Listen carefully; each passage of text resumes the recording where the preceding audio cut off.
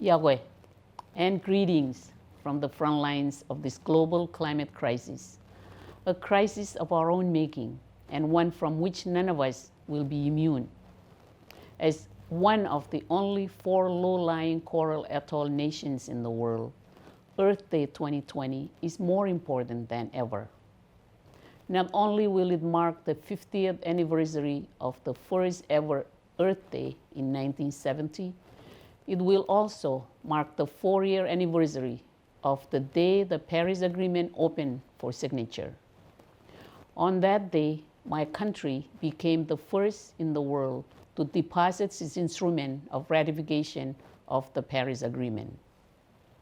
And now, by the time we get to April 22nd next year, we will have reached the deadline for when countries originally committed to deliver their new Paris targets.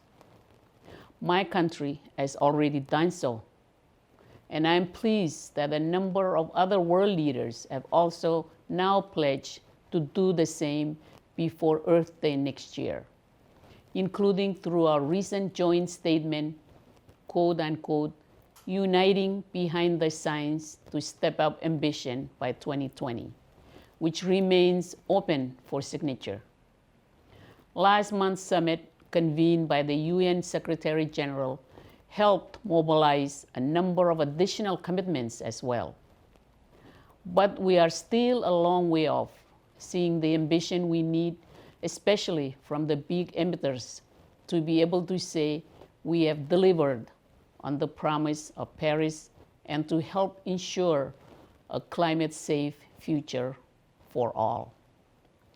Earth Day 2020 is therefore a pivotal moment for my people and for our planet.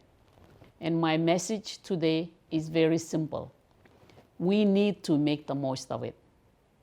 This means building a new global movement, harnessing the unprecedented groundswell emerging before our very eyes to ensure every country, every company, and every citizen can do more.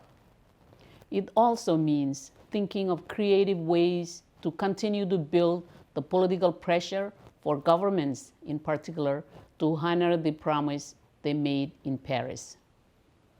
One option, for example, that my country suggested as far back as 2016 and highlighted again at this month's pre-COP would be for the UN Secretary General to host a small, quote-unquote, depositing ceremony for those leaders, ministers, or ambassadors in a position to bring new targets to the table on Earth Day.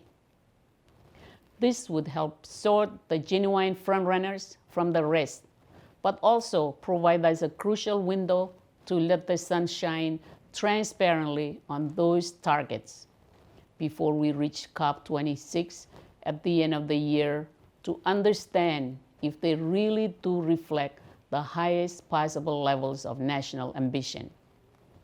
We should also use Earth Day to recognize the powerful role students and young people are playing in this fight. One way governments can do this is also through joining the Congesh statement and pledging to include young people in their decision making. If we are to succeed as a movement or not will depend on our ability to increase ambition by Earth Day 2020 and to reach net zero emissions by the time we get to Earth Day 2050. If we do not, then Earth Day will be the day that we need to sound the global alarm. Let's get to work.